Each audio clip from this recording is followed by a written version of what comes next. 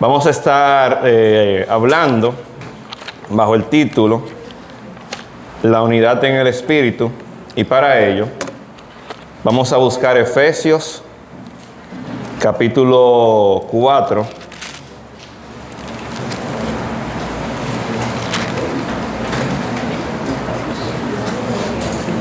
Cuando lo tengan me pueden decir amén. Amén. Quiero a todo el mundo con su Biblia. Voy a comenzar a tirar versículos ahorita y quiero que sean ustedes quienes los lean. Si se cansaron saltando, brincando, alguien que... Manuel, ¿a usted le queda pie todavía para pasar el micrófono? ¿O tenemos que poner a otra gente? Porque lo vi brincando con una soga ahorita y una cosa. ¿Ya llegan a Efesios 4? ¿Qué fue que me preguntó el número? Ok. Antes del Efesios 4, vamos a leer Efesios 3, del versículo 14 en adelante. Quise que fuera al capítulo 4, porque es el capítulo que comúnmente más conocemos, hablando del tema de la unidad. Pero quiero hacer un preámbulo antes de eso. La carta de Efesios a mí me encanta, porque la carta de Efesios es como Romanos resumido y más claro. Usted lee eso como introducción. Usted no entiende Romano, lee Efesios primero y luego entonces vuelve a Romano y va a entender un chisme más. Y Pablo habla en esta carta algo básico o los fundamentos del Evangelio y cómo Dios es el soberano que elige y cómo nos llama y cómo va orquestando todo para preservarnos en la fe. Pero quiero que leamos detenidamente capítulo 3, desde el versículo 14 hasta el 21, y que entendamos claramente lo que dice ahí, aunque yo no pienso profundizar ahora, para poder entender el propósito de lo que vamos a leer en el capítulo 4. Bien, ¿están todos ahí? Capítulo 3, versículo 14, comienzo ahí. Dice así la palabra: por esta causa doblo mis rodillas ante el Padre de nuestro Señor Jesucristo, de quien toma nombre toda familia en los cielos y en la tierra. Si Pablo comienza diciendo así, es porque él está rogando algo al Señor. Hay una carga en su corazón. Dice, para que os dé, conforme a las riquezas de su gloria, el ser fortalecidos con poder en el hombre interior. ¿Por qué? Por su Espíritu. ¿Para qué? Para que habite Cristo por la fe en vuestros corazones, a fin de que, arraigados y cimentados en amor, seáis plenamente capaces de comprender con todos los santos cuál sea la anchura, la longitud, la profundidad y la altura, y de conocer el amor de Cristo, que excede a todo conocimiento, para que seáis llenos de toda la plenitud de Dios. ¡Boom! O sea, voy a leer ese versículo de nuevo. El 18. Oiga lo que Pablo está pidiendo. Que nosotros seamos capaces, en nuestra mente limitada, en nuestra mente finita, que seamos plenamente, no simplemente capaces, sino plenamente capaces de que comprendamos junto a todos los santos, que habla a todos los miembros de la familia de la fe, cuál sea la anchura, la longitud, la profundidad y la altura, o sea, el todo, y de conocer el amor de Cristo, que excede toda nuestra capacidad de conocimiento. Miren cómo Pablo lo está poniendo. ¿Para qué? Para que seamos llenos, no de un poco de la plenitud de Dios, de toda la plenitud de Dios. Pablo no está rogando por cosas simples. Versículo 20. Y aquel, él sabe que él está pidiendo algo complejo, porque al Dios al que él está pidiendo es lo suficientemente poderoso para darnos eso. Porque él dice, y aquel que es poderoso para hacer todas las cosas, mucho más abundantemente entonces de lo que nosotros somos capaces de pedirle, o de lo que nosotros somos capaces de entender, según el poder que actúa en nosotros. ¿Para qué? A Él sea la gloria, ¿en dónde? En la iglesia. ¿En la iglesia de quién? De Cristo Jesús, por todas las edades. Eso de todas las edades es todo el tiempo, todas las generaciones, por todos los siglos. Amén. ¿Saben qué significa cuando decimos amén? Así sea, hermanos. A eso que Pablo dijo, amén, amén, amén. Entonces, habiendo leído esa gran carga de Pablo, vamos ahora a leer el capítulo 4. Y a ver si el capítulo 4 nos sabe igual a como lo hemos leído antes, a como lo estamos leyendo ahora después de haber leído lo que Pablo dice en el capítulo 3. Dice así la palabra del Señor. Yo pues, preso en el Señor, os ruego que andéis como es digno de la vocación con que fuisteis llamado, con toda humildad y mansedumbre, soportándoos con paciencia los unos a los otros en amor, solícitos en guardar la unidad del Espíritu en el vínculo de la paz. Un cuerpo y un espíritu, como fuisteis también llamado a una misma esperanza de vuestra vocación, un Señor, una fe, un bautismo, un Dios y Padre de todos, el cual es sobre todos y por todos y en todos. Pero a cada uno de nosotros fue dada la gracia conforme a la medida del don de Cristo. Por lo cual dice, subiendo a lo alto, llevó cautivo a la cautividad y dio dones a los hombres. Y esto que subió, ¿qué es? Sino que también había descendido primero a las partes más bajas de la tierra. El que descendió es el mismo que también subió por encima de todos los cielos para llenarlo todo. Y él mismo constituyó a unos apóstoles, a otros profetas, a otros evangelistas, a otros pastores y maestros, a fin de perfeccionar a los santos para la obra del ministerio, para la edificación del cuerpo de Cristo, hasta que todos lleguemos a la unidad de fe y del conocimiento del Hijo de Dios, a un varón perfecto, a la medida de la estatura de la plenitud de Cristo, para que ya no seamos niños fluctuantes, llevados por donde quiera de todo viento o doctrina, por estratagema de hombres que para engañar emplean con astucia las artimañas del error, sino que, siguiendo la verdad en amor, crezcamos en todo en aquel que es la cabeza, esto es, Cristo, de quien todo el cuerpo, bien concertado y unido entre sí, por todas las coyunturas que se ayudan mutuamente, según la actividad propia de cada miembro, recibe su crecimiento para ir edificándose en amor. Amén. Entonces, vamos a comernos esto versículo por versículo. Comimos mucho ahorita, hicimos mucha dinámica, quitando el sueño. Ahora vamos a ver cómo nos hartamos, versículo a versículo, de lo que Pablo está diciendo aquí. Porque Pablo está diciendo aquí muchas cosas que son de una edificación muy profunda para nosotros. Pero hay que detenernos a entenderlo. Y hago un preaviso, y creo que lo he dicho antes en otros foros. Muchas veces uno predica o enseña algo y tengo el temor a veces de que el otro entienda que es que yo soy capaz de vivir todo eso. Y no, hermano. Así como esto le puede impactar, así me impacta a mí. Y así como ustedes se sientan responsables, también yo me hago responsable. Porque no predico esto porque yo sea un ejemplo o el capacitado para, sino soy un miembro de la iglesia igual que todos nosotros. Pablo habla de que andemos como es digno de una vocación a la que fuimos llamados. Comencemos por ahí. Vocación. ¿Qué significa la palabra vocación? Yo intenté buscarlo en internet. Yo no sé quién tiene internet aquí que pueda buscarlo de un pronto. Si a alguno le carga algo. O si alguien aquí quisiera decir con su palabra qué significa la palabra vocación. Por lo menos una persona. La hermana Yulisa. Pues, habla bien duro para que... No, viene del latín, no sé si vocare, pero significa llamado. Una vocación es un llamado. Un llamado. Yo lo busqué cuando tenía internet. Diga ya. Llamado interno o inclinación profunda hacia una profesión, forma de vida o misión, que trasciende la simple elección de un trabajo. Eso es una definición de diccionario. Y habla de un llamado que es profundo, que es intenso, ¿y qué otra palabra usa allá? Trasciende.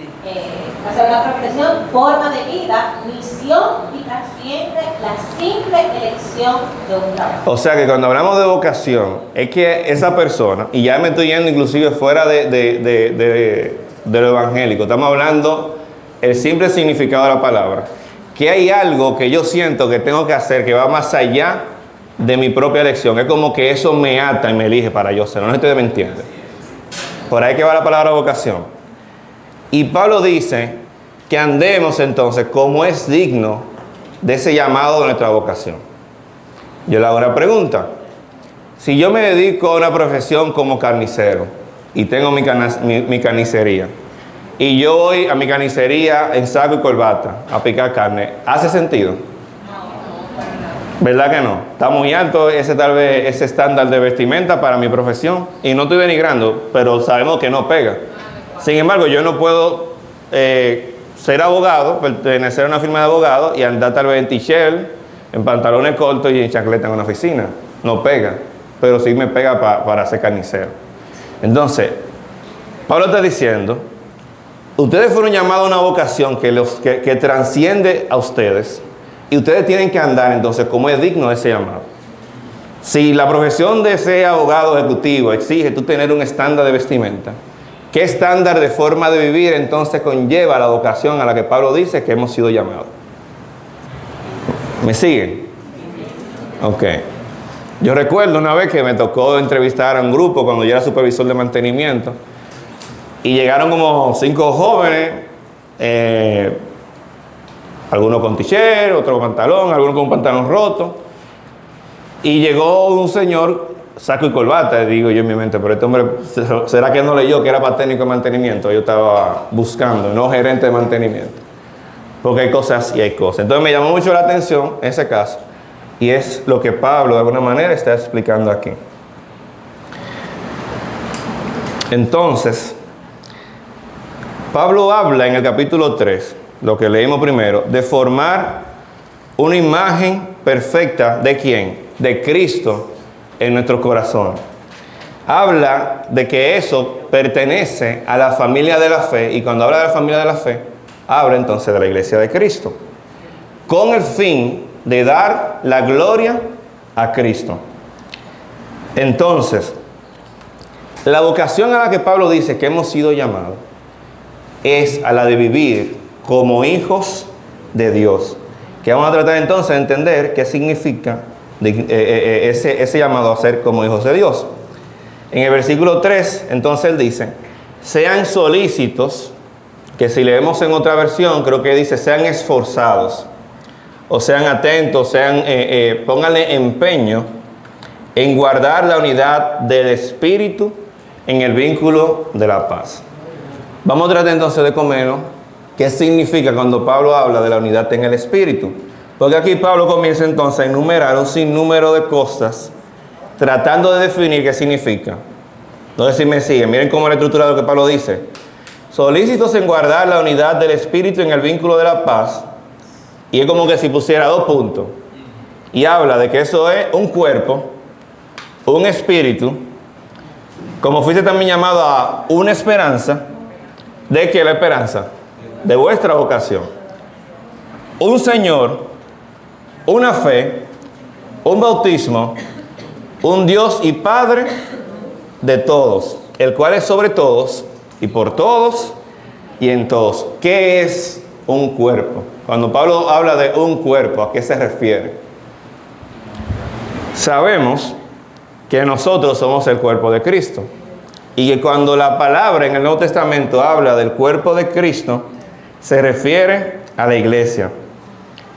Y esa iglesia no se refiere a la iglesia de la Avenida México, sino que se refiere a todo aquel que ha aceptado a Cristo Jesús como su Señor y Salvador en todo tiempo. No habla de este año, no habla de esta década, no habla de este siglo, habla desde el inicio de la iglesia hasta el final de la iglesia. Quiere decir que si nosotros somos parte del cuerpo de Cristo, no somos parte de un cuerpo de 130 miembros que estamos aquí presentes o de la cantidad de miembros que tiene nuestra iglesia. El que está siendo perseguido en Asia por estar predicando a Cristo, por aceptar a Cristo, es miembro del mismo cuerpo que yo. O sea, piensen en eso, para que no limitemos entonces el evangelio. Y que de cada uno de esos miembros que andamos dispersos en todo el mundo y en todas las edades, en todo el tiempo, tanto pasado, presente y futuro, Entonces Cristo es la cabeza. Un espíritu. ¿Qué significa ese un espíritu? Y sabemos que el Espíritu Santo es la tercera persona de la Trinidad. ¿Qué hace la tercera persona de la Trinidad con nosotros? ¿Cuál es el mayor milagro que hace el Espíritu Santo para con nosotros? Convencernos de pecado. Eso hay que tenerlo muy claro. Ese espíritu que Pablo menciona es el que nos convence de pecado, que habita hoy en nuestros corazones como nuestro consolador, luego de que Cristo ascendió. ¿Para qué? Para santificación. Porque el primer paso del Espíritu fue para justificación. Y ahora Él sigue habitando en nuestros corazones para santificación. Pero también esa unidad en espíritu habla de una esperanza. ¿Qué es esperanza? Porque podemos tener mucha esperanza. ¿Quién está hablando de esperanza? Escuché a alguien definiendo la palabra. Fe en algo futuro. Pregunta: ¿yo necesito ser cristiano para tener esperanza? Yo no necesito ser cristiano para tener esperanza en algo. Pues entonces la esperanza que Pablo está diciendo ahí no puede ser cualquier esperanza, porque él habla de una esperanza. Entonces, esa pregunta de cuál esperanza Pablo se refiere aquí, me lo va a responder quien pueda leer Romanos capítulo 8, los versículos del 20 al 25. Que lo tenga, que levante su mano para que don Manuel le pase el micrófono. Romanos capítulo 8, 20 al 25. Porque la creación fue sujeta a vanidad, no por su propia voluntad, sino por causa de que la sujetó en esperanza. Porque también la creación misma será libertada de la esclavitud de corrupción a la libertad gloriosa de los hijos de Dios. Porque sabemos que toda la creación gime a una, y a una está en dolores de parto hasta ahora. Y no solo ella, sino también nosotros mismos, que tenemos las primicias del Espíritu, nosotros también gemimos dentro de nosotros mismos, esperando la adopción, la redención de nuestro pueblo. Porque en esperanza fuimos salvos, pero la esperanza que se ve no es esperanza, porque lo que alguno ve, hay que esperarlo. Pero si esperamos lo que no vemos, con paciencia lo aguardamos. Entonces Pablo está diciendo ahí que la creación fue sometida a algo y fue prometida de que iba a ser libertada y que gime con cierta esperanza. Entonces, ya que la creación está bajo esclavitud, bajo dolor y sufrimiento, y se le dice que va a ser libertada en algún momento, la esperanza de la creación es esa libertad. Y que así como la creación gime, nosotros también gemimos bajo la misma esperanza de que hemos de vivir libres, sabemos que libres del pecado, y que esa esperanza es que vamos a ver a Cristo que murió por nosotros cara a cara y que le vamos a adorar por la eternidad y que habitaremos juntamente con Él. Esa es la esperanza que Pablo se refiere. ¿Me siguen? Entonces, él habla del otro uno, un Señor. Pregunta que le hago: si hay un Señor, ¿qué significa eso? Si yo le digo que hay un esposo, es porque hay una esposa. Y si yo le digo que hay un Señor, hay un siervo. Y cuando la palabra en el Nuevo Testamento habla de siervo, cuando no se refiere al animal como siervo, que sabemos que hay un animal llamado siervo, se refiere a esclavo.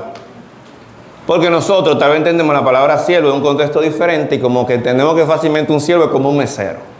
No. Siervo es el esclavo que se compraba con dinero para que me sirviera. Había ciertas reglas y demás, pero lo que quiero que entendamos es cuando Pablo dice un Señor, es porque entendemos que si ese es un Señor, es porque yo soy su esclavo. ¿Me siguen? Una fe. ¿Qué es esa una fe? ¿Saben lo que es la fe, verdad? ¿Qué es lo que sabemos de la fe? ¿Dónde que lo dice? Convicción de lo que no se ve. Hebreos 11:1. Pregunta: Para yo tener certeza de lo que se espera o convicción de lo que yo no veo, ¿debo ser cristiano?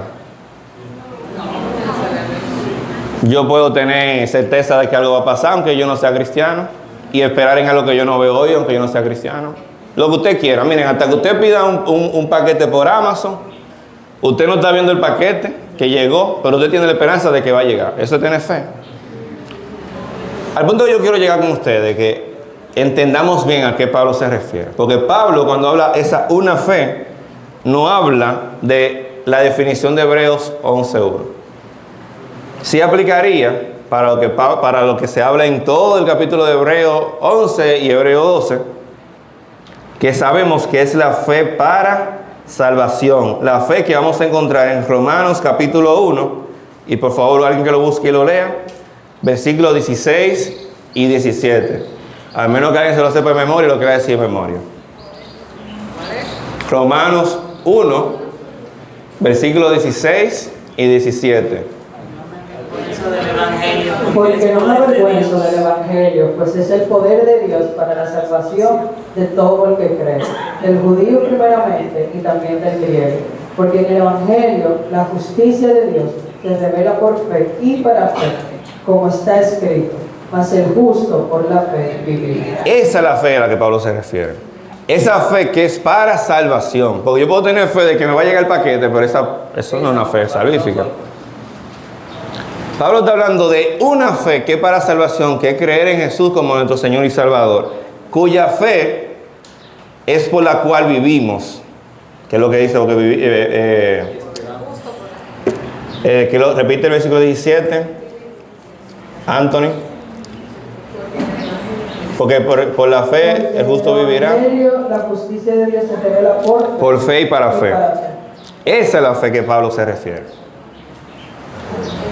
Quiero que vayamos entendiendo este rompecabezas que Pablo nos está poniendo aquí. Un bautismo. ¿Para qué Pablo nos pone ahí un bautismo? Y créame que Pablo no se refiere al bautismo que hacemos de la piscina y entramos. No es que yo tengo que ese bautismo. ¿A qué Pablo se referirá cuando dice un bautismo? En Romanos capítulo creo que 6, 7, Pablo habla que el significado del bautismo en agua es que cuando tú eres sumergido en el agua es como que si tú estás siendo enterrado juntamente con Jesús. Y que cuando tú sales de las aguas es como que tú estás siendo resucitado juntamente con Cristo. Y es como que yo dijera cuando me bautizo, Señor Jesús, soy tuyo y públicamente digo que te sigo y me identifico con tu muerte y tu resurrección. Pero no ese bautismo tampoco que Pablo se refiere aquí. Y vamos a buscar 1 Corintios capítulo 12 y vamos a leer los versículos 12 y 13. ¿Quién lo tiene? 1 Corintios capítulo 12, versículos 12 y 13.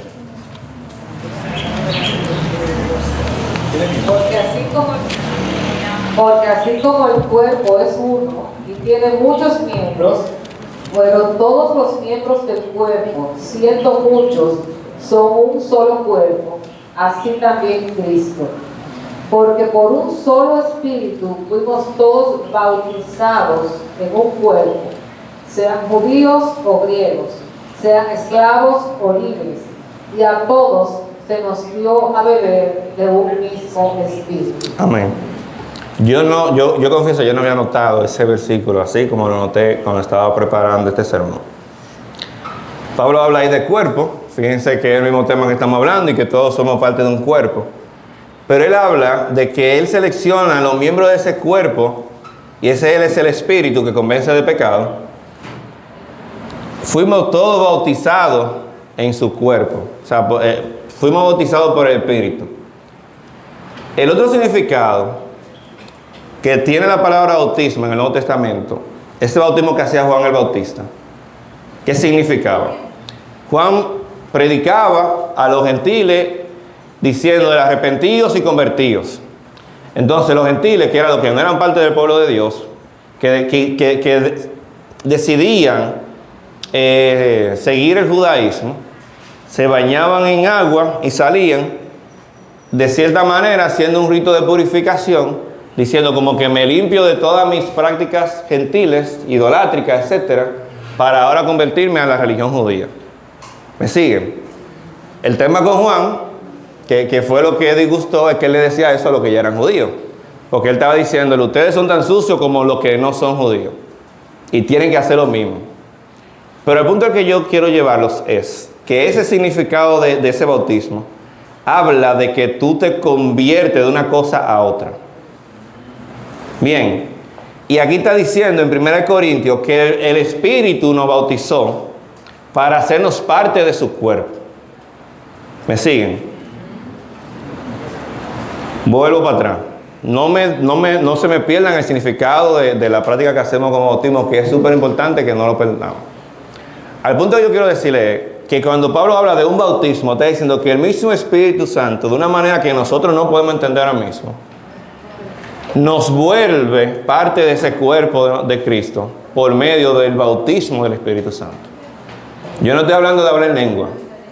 Yo estoy hablando de cómo el Espíritu Santo es quien nos llama al arrepentimiento y nos convence de pecado, y que de alguna manera ese ritual de purificación que hacía ese bautismo lo hace el Espíritu Santo y nos hace miembros del cuerpo de Cristo. Y para terminar dice, un Dios y Padre. Si hay un Padre, significa entonces ¿qué? Que hay un Hijo. Y si Dios es nuestro Padre, significa entonces que es porque soy su Hijo. ¿Qué significa entonces el hecho de que podamos decir que nosotros somos hijos de Dios? Y eso me lo va a responder la persona que pueda leer Juan, capítulo 8, los versículos del 42 al 44. Juan, capítulo 8. No se me duerman. Juan, capítulo 8, 42 al 44. Jesús entonces les dijo, si vuestro Padre fuese Dios, ciertamente me amaríais, porque yo soy de Dios, porque yo de Dios he salido y he venido, pues yo he venido de mí mismo, sino que Él me envió. Porque no entendéis mi lenguaje, porque no podéis escuchar mi palabra. Vosotros sois de vuestro padre el diablo, y los deseos de vuestro padre queréis hacer.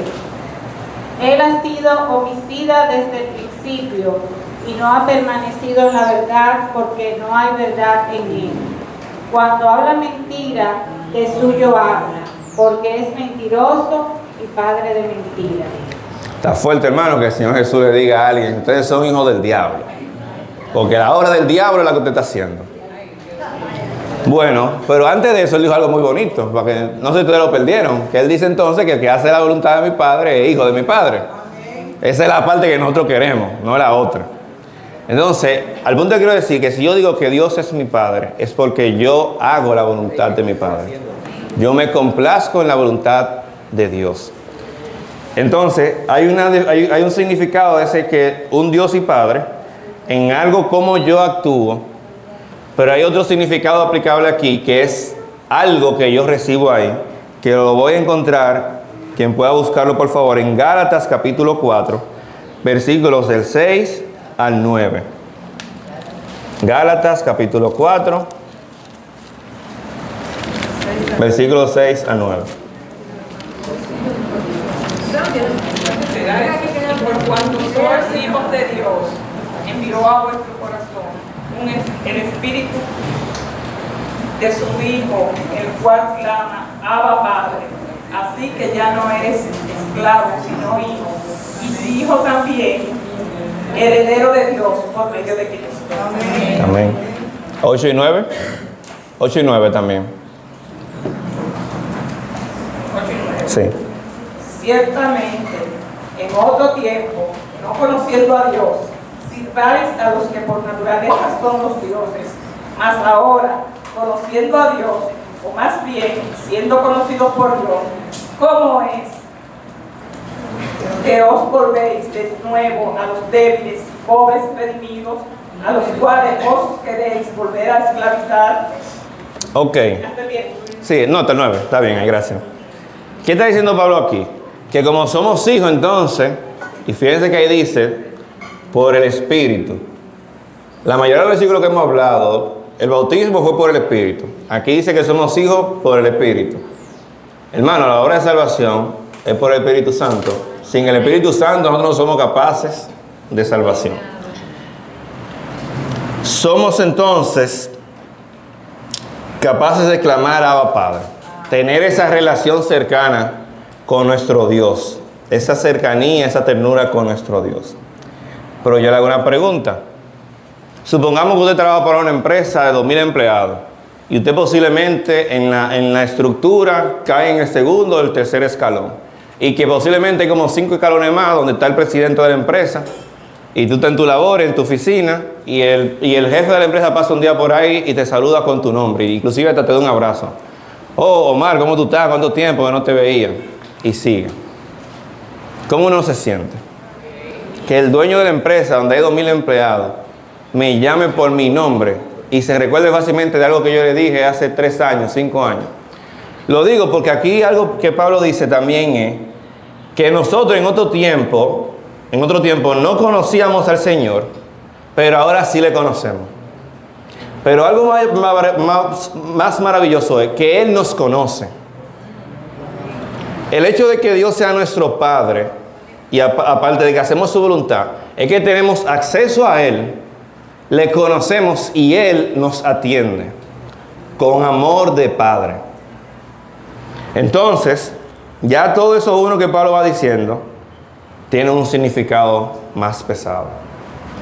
¿Me siguen? La pregunta es entonces, ¿para qué? Y Pablo entonces comienza a hablar de un sinnúmero de cosas, como cambiando el tema, pero no lo está cambiando. Y vamos a leer otra vez juntos el versículo 7 y luego vamos a saltar al 11 y al 12. No porque lo que tenga en medio no es importante, pero no quiero profundizar ahí porque entonces me voy a desvirtuar. Dice el versículo 7. Estoy en Efesios capítulo 4. Y fácilmente le paso el micrófono a Elías para que lo predique él esa parte. Sí, dice, versículo 7, capítulo 4, versículo 7. Pero a cada uno de nosotros fue dada la gracia conforme a la medida del don de Dios, de Cristo. Y salto al versículo 11 donde dice, y Él mismo constituyó a unos apóstoles, a otros profetas, a otros evangelistas y a otros pastores y maestros, a fin de perfeccionar a los santos para la obra del ministerio, para la edificación del cuerpo de Cristo. ¿Quiénes son los santos? Cada uno de nosotros, los miembros de la iglesia. Yo quiero que ustedes piensen, ¿quiénes son maestros aquí? Maestros. Los que son maestros, levanten la mano. No sé, estoy contando como 10 maestros, básicamente. ¿Quiénes son predicadores? ¿Quiénes son evangelistas? ¿Quiénes son discipulantes? ¿Quiénes son pastores? Pastores, ¿quiénes son pastores?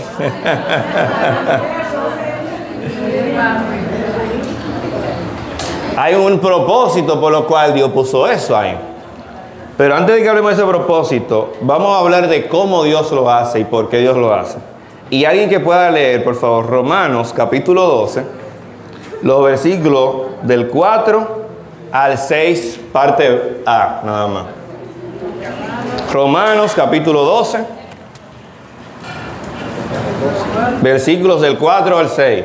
Lo tiene aquí, la gente fuerte. De la manera que en un cuerpo Te cogieron el tenemos cosa. muchos miembros, pero no todos los miembros tienen la misma función. Así nosotros, siendo muchos, somos un cuerpo en Cristo, y todos miembros los unos de los otros. De manera que, teniendo diferentes dones, según la gracia que nos es dada, si el de profecía, úsese conforme a la medida de la fe. Ok, entonces, ¿qué es lo que dice el último versículo, la primera parte? Si el de profecía, úsese conforme a la medida de la No, fe. la primera parte del versículo. De manera. De manera que teniendo diferentes dones, Ajá, ¿por qué? según la gracia que nos es Según dada. la gracia.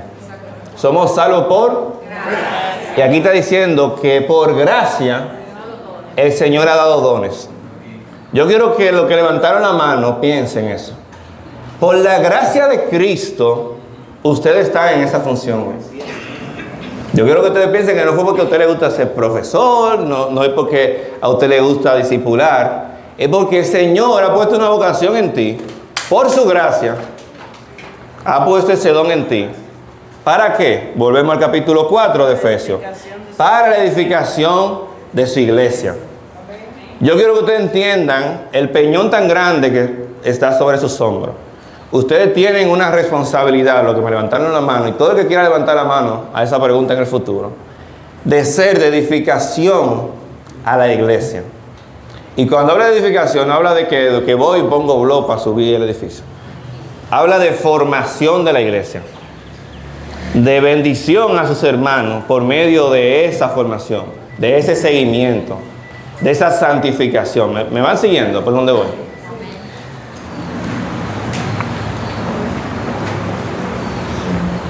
Entonces, yo creo que también ustedes mediten, hermano. Si usted no levantó la mano y ha sido bendecido de alguna manera por medio de esos hermanos, o de alguna manera por cualquier otro hermano, usted pueda decir, wow, Señor, gracias, porque por tu gracia también yo fui edificado. Porque eso también fue un don de Dios. Yo creo que, fíjense cómo lo que es algo rutinario de nuestro día a día de iglesia, eso no viene trivialmente. Todo está por la gracia de nuestro Dios. En Cristo Jesús, por el Espíritu Santo. Mi pregunta es entonces, ¿edificarla en qué? ¿Para qué es necesaria la edificación de la iglesia? ¿O en qué es edificada la iglesia? La iglesia es edificada en un cuerpo, un espíritu, una esperanza, un Señor, una fe, un bautismo y en un Dios y Padre. Que son las cosas que enumeramos casi hace unos minutos. Mi pregunta ahora es, ¿para qué? ¿Para qué necesitamos ser edificados en un cuerpo, en un espíritu, en una esperanza, en un Señor, en una fe, en un bautismo y en un Dios y Padre? ¿Quién puede leer el versículo 13 de Efesios capítulo 4?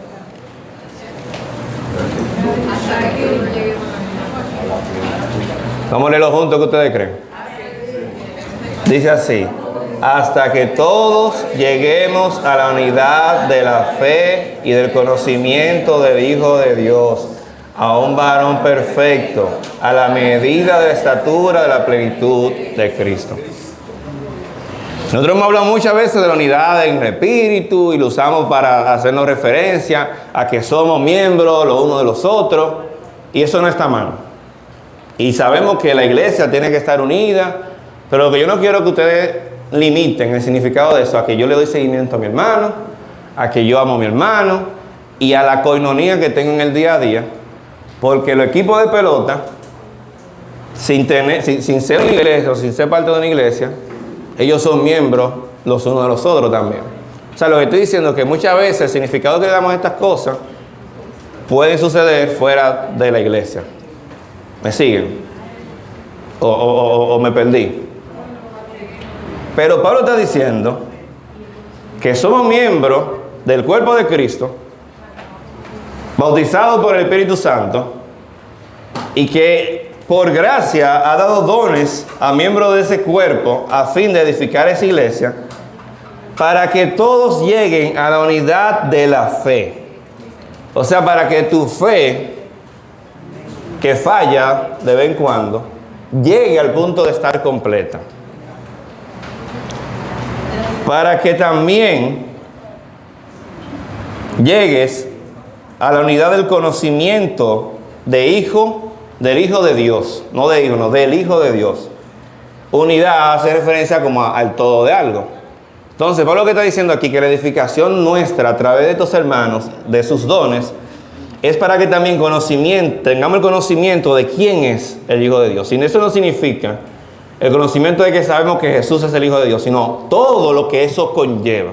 Y toda esa teología que nosotros aprendemos, y todo lo que aprendemos en la escuela dominical sobre quién es Dios, y profundizamos en Romanos y todo eso, es parte de lo que tenemos que recibir, porque hay un fin de que crezcamos en quién es Dios. Pero eso significa también de que nosotros podamos llegar a una condición de varón perfecto. De que esa imagen que perdimos en Génesis capítulo 3, volvamos a formarlas en nosotros, a través de la edificación en Cristo. A fin entonces de que nuestra vida no refleje a Deri, sino que refleje a Cristo. A la medida de la estatura de la plenitud de Cristo. ¿Se recuerdan lo que leímos ahorita en el capítulo 3? Que Pablo hablaba de ancho, longitud, altura, profundidad, que nos explotó el cerebro. Bueno, Pablo dice que todo lo que nosotros hacemos como iglesia, por gracia, a través del Espíritu Santo, por Cristo, es para eso. Vuelvo y pregunto entonces, ¿para qué? Versículo 14, vamos a leerlo juntos también. Dice así: para que ya no seamos niños fluctuantes, llevados por doquiera de todo viento de doctrina, por estratagema de hombres que para engañar emplean con astucia las artimañas del error. Yo creo que entendamos que nosotros somos carne donde habita el Espíritu Santo y que continuamente tiene lucha nuestra carne con el Espíritu Santo, pero que vivimos en un mundo gobernado por la carne. Y que ese mundo gobernado por la carne y por el pecado intenta engañarnos. Pero nosotros somos edificados en Cristo continuamente como parte de la iglesia para que no seamos engañados continuamente por el mundo. O sea, lo que estoy diciendo aquí es que hay una batalla espiritual en la que nosotros muchas veces nos perdemos y no somos conscientes, pero que somos parte del cuerpo de Cristo para ser preparados para pelearla día tras día y ganarla. Y no ser vencidos por las estratagemas del mundo, por las artimañas del mundo. Fíjense por dónde va esto. Ya Pablo habló de un sinnúmero de cosas ahorita y ahora está hablando de cómo eso se ve en el día a día. Y en base entonces a todo eso, Pablo, ¿qué? ¿Qué supone que yo hago ahora? Versículo 15. Sino que siguiendo la verdad en amor, crezcamos en todo en aquel que es la cabeza, esto es Cristo. ¿Dónde está Juan Gabriel? Ven, hazme un favor, para acá. No me traje. No, yo a Juan Gabriel. Sí, yo creo que para esto es el mejor modelo que yo puedo sacar de Juan Gabriel. Juan Gabriel tiene miembros en su cuerpo. Vamos a utilizar la imagen del cuerpo ahora, que nosotros estamos muy acostumbrados a utilizarla. Él tiene brazos, tiene un sinnúmero de músculos, yo no sé cuántos son, los médicos saben cuántos son. Tiene 600, qué sé yo, cuántos huesos es en su cuerpo, no sé cuántos cientos de tendones, no sé cuántos miles de nervios, pero todo eso es controlado por una sola cabeza. Y nosotros sabemos que el cuerpo es la iglesia y sabemos que la cabeza es Cristo. Y es cierto que nosotros como cuerpo dependemos los miembros los unos de los otros, pero cada miembro, yo no sé si usted es un dedo, yo no sé si usted es un brazo o si es un pie o sea lo que sea, todo es gobernado por la cabeza que es Cristo. Y el hecho de que usted es miembro de la iglesia de Cristo es porque usted es gobernado por la cabeza que es Cristo. No nos perdamos en la interacción de los miembros los unos con los otros, que es válida, pero ese no es el punto. Es que estemos conectados con la cabeza. Cada uno de los miembros, edificándose en amor, por medio de los hermanos que han tenido dones, por gracia del Espíritu en Cristo. Para edificarnos, para que si yo soy un dedo, no me confunda con la cosa del mundo, porque yo estoy siendo edificado en mi iglesia por otros miembros que me están enseñando. Que si yo ando perdido en una decisión o estoy por malos pasos y hay otro miembro que me agarre y me exhorta, es porque estoy siendo edificados los miembros los unos por los otros, pero es para que vuelva a Cristo, que es la cabeza. Y si usted es miembro de la iglesia y no está conectado con Cristo, revísese huyendo. Porque si algo que yo he aprendido de enfermedades como la diabetes, es que cuando no llega la sangre, porque hay algo obstruido a un miembro, ese miembro comienza a morir y tiene que ser expulsado del cuerpo. Y la sangre en el cuerpo es la vida. Y nosotros sabemos que la vida es Cristo. Se puede sentar, querido compañero.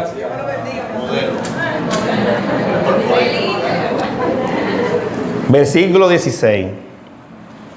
De quien todo el cuerpo, bien concertado y unido entre sí por todas las coyunturas que se ayudan mutuamente, somos nosotros, la coyuntura que nos ayudamos mutuamente, según la actividad propia de cada miembro.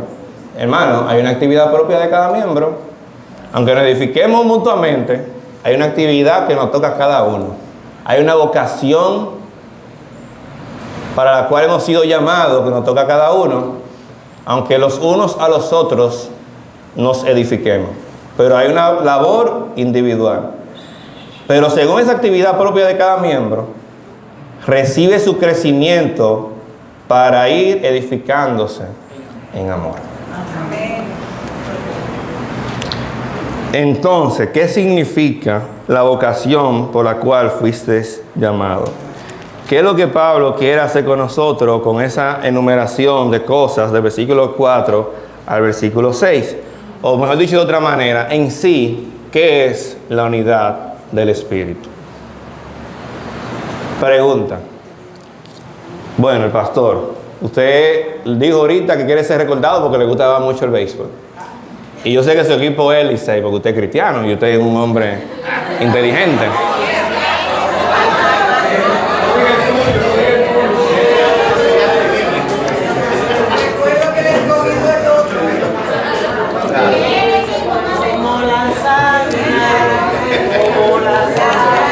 Qué bueno, ya se despertaron. El que está durmiendo se despertó.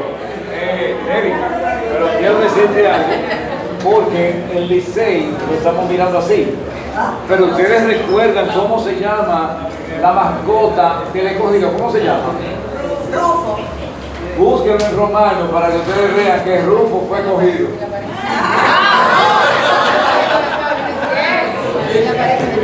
El ejemplo que da Omar, que ahí voy a llegar. ¿Cómo fue que usted dijo, Omar?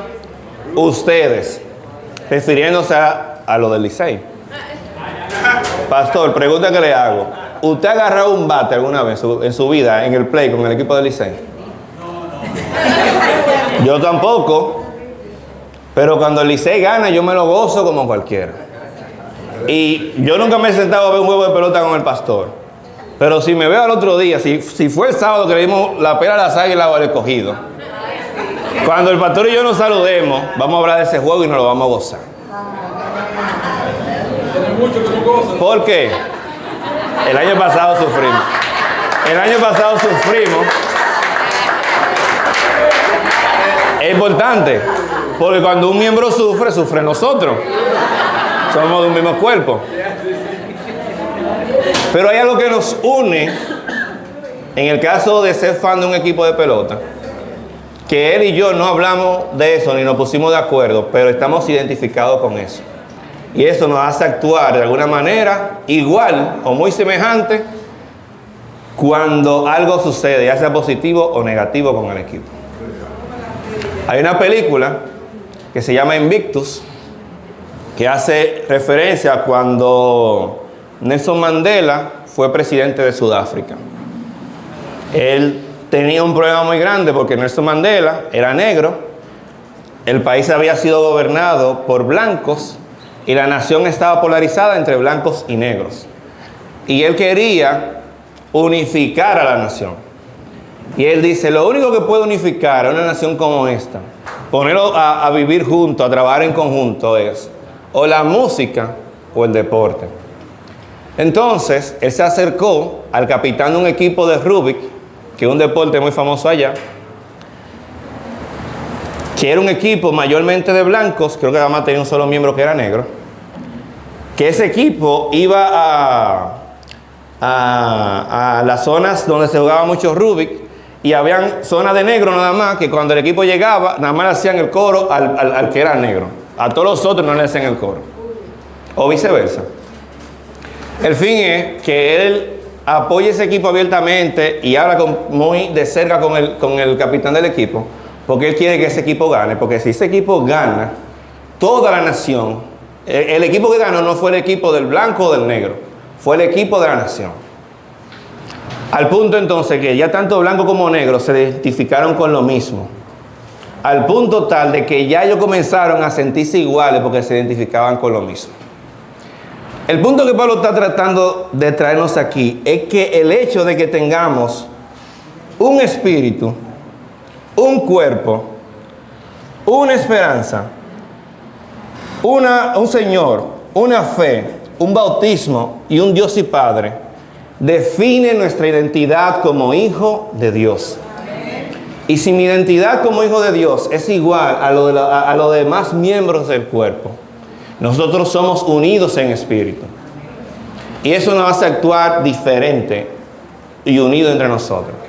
Porque si el anhelo ardiente de mi corazón es que se abran los cielos y que esa luz brillante me ciegue bajando el Señor Jesucristo, y eso me es común con cada uno de nosotros que estamos aquí, nosotros vamos a estar de acuerdo.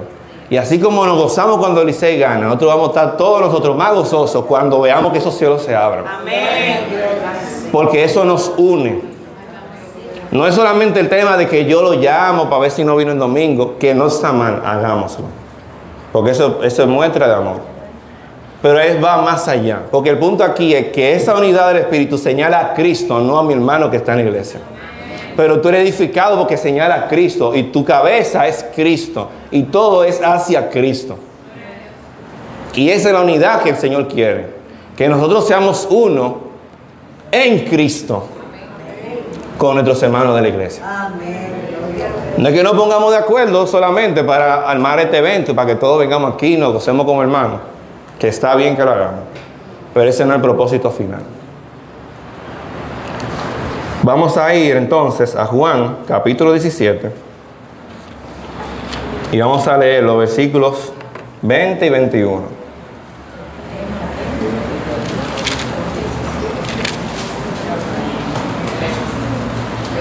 Cuando lo tengan me pueden decir amén. ¿Todos lo tenemos?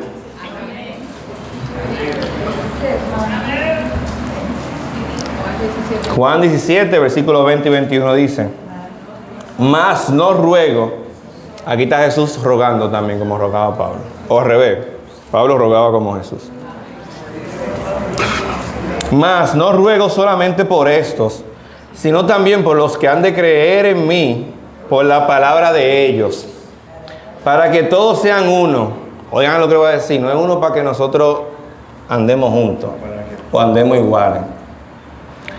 Es para que sean uno, como tú, oh Padre, en mí y yo en ti, que también ellos sean uno, no entre ellos, en nosotros, en el Padre y en el Hijo. En el Padre y en el Hijo. Que también ellos sean uno en nosotros, para que el mundo crea que tú me enviaste. Porque cuando el otro ve a Cristo en ti, que él va a creer en Cristo a través de ti. No es por cómo tú ames a tu hermano. Es que cuando tú amas a tu hermano, tú lo amas por Cristo. Porque Cristo hizo algo en ti y tú eres consciente. Y por el amor de Cristo tú lo haces. Amén. Porque tú puedes ser de ayuda aún sin conocer a Cristo. Pero el impacto es diferente. Porque hay uno que sana el alma y otro que sana el cuerpo. Y el que sana el cuerpo te lleva al infierno si tú no tienes el que te sana el alma, que es Cristo. Y yo voy a terminar el capítulo y ya con eso termino, y lo hago como en nombre de proclama, porque sigue diciendo: Jesús a Dios, al Padre, la gloria que me diste yo les he dado para que sean uno, así como nosotros somos uno, yo en ellos y tú en mí. O sea, yo, Jesús, en los discípulos y Dios en Jesús. Para que el mundo conozca que tú me enviaste y que lo has amado a ellos como también a mí me has amado. Hermanos, el Padre nos ha amado como ha amado a Cristo. Yo quiero que ustedes piensen en eso. Padre, aquello que me has dado, quiero que donde yo esté, también ellos estén conmigo. Hermanos, Jesús quiere que donde Él está ahora, nosotros también estemos con Él. Para que vean mi gloria. Jesús quiere que veamos su gloria, hermanos. Yo quiero que ustedes piensen en eso. Lo que Pablo decía ahorita de lo ancho, lo profundo, lo alto. Jesús le está pidiendo al Padre, y Jesús dijo que todo lo que Él le pide al Padre, el Padre se lo da. Y Él está diciendo que nosotros que hemos creído en Él, por la predicación de los apóstoles que vemos en sus cartas, que es el Evangelio, Jesús, por tu nombre te conoce y quiere que tú estés con Él. Y se lo pidió al Padre hace más de 2000 años. Eso no es cosa fácil, ni cosa sencilla. Para que vean mi gloria que me has dado, porque me has amado desde antes de la fundación del mundo. Padre justo, el mundo no te ha conocido, pero yo te he conocido, y estos han conocido que tú me enviaste. Nosotros hemos conocido que Dios envió a Jesús y murió por nuestras culpas y pecados en esa cruz, cuya cruz el mundo rechaza, pero que nosotros abrazamos. Padre justo, el mundo no te ha conocido, pero yo te he conocido, y estos han conocido que tú me enviaste. Y les he dado a conocer tu nombre, y lo daré a conocer aún, para que el amor con que me has amado esté en ellos. ¿Y quién más? Y yo en ellos. Y nosotros tenemos ahora mismo, a las 4 y 6 de la tarde, al Espíritu Santo, que es la tercera persona de la Trinidad, habitando en nuestro corazón.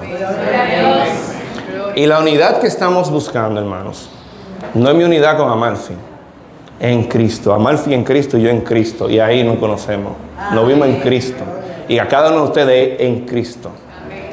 Con eso le estoy diciendo que cuando ustedes vayan el domingo a estudiar romano, piensen que ustedes son llamados a entender eso y ser edificados, lo que sea que dice ahí en la palabra del Señor. Porque el Señor puso a alguien ahí para que le dé esa clase. Y el que está dando esa clase, el Señor lo puso ahí por su gracia.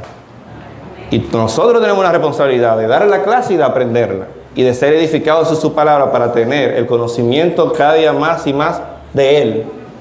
Hasta que alcancemos la estatura del varón perfecto en Cristo Jesús. Y todo esto única y solamente para la gloria de Cristo de nuestra cabeza.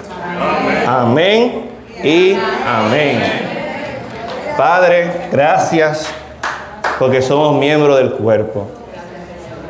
Gracias, Señor, porque somos miembros de tu cuerpo. Tú nos has amado, tú nos has injertado en ti, tú nos has unido en ti y tenemos tu sangre fluyendo hoy por nuestras venas. Tú nos controlas, Señor, y sabemos que pecamos, pero sabemos que tú eres nuestro Abba Padre y volvemos a ti, tú nos recibes, porque tú nos amas con amor infinito. Tú has rogado al Padre, Señor, para que te podamos ver cara a cara. Y no solamente eso, no, Señor, sino ver tu gloria. Así que te suplicamos que sigas edificándonos, que nos ayudes a romper aquello que nos impide hacer tu obra para que el mundo crea, Señor. Ayúdanos, Señor, a presentar el Evangelio al otro. No porque entendamos que nuestra responsabilidad es predicar el Evangelio, sino, Señor, porque por el amor que tú le tienes al que está perdido, también ese amor está en nosotros, porque estamos en ti, como tú has amado para llamarnos a ti, nosotros también tengamos compasión para el otro y que nuestro amor sea genuino como el que tú hablas aquí, Señor, para que seamos uno en ti. El mundo crea que tú fuiste enviado y que nosotros te predicamos porque somos uno en ti, Señor. A tu nombre la gloria eternamente y para siempre. Amén y amén. Hermano, que el Señor le bendiga.